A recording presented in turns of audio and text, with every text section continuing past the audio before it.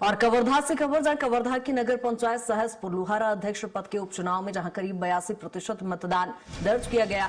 मतदान संपन्न होने के बाद स्ट्रांग रूम में जमा ईवीएम मशीनों के नंबर को लेकर प्रत्याशियों और उनके समर्थकों ने जहां हंगामा किया। आरोप लगाया गया कि मतदान से पहले उपलब्ध कराए गए कुछ ईवीएम नंबर और स्ट्रांग रूम में रखी मशीनों के नंबरों में अंतर है।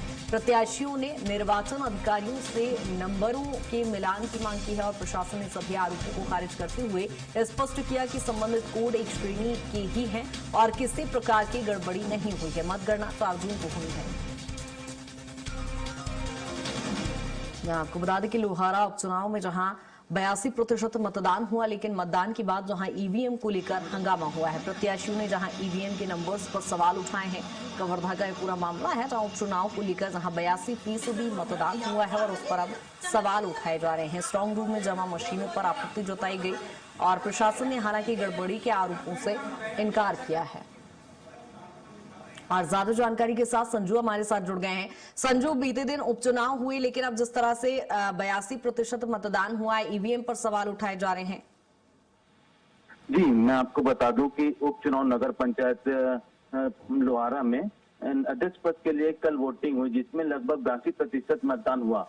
इसके बाद मतदान के बाद जब ईवीएम मशीन को लेकर वहां पे प्रत्याशी के समर्थकों के द्वारा हंगामा किया गया, साथ ही साथ आरोप लगाया गया कि मतदान से पहले जो ईवीएम का नंबर दिखाया गया था और मतदान होने के बाद जब स्ट्रांग रूम में ईवीएम का जो रखा गया उसके नंबर में अंतर है।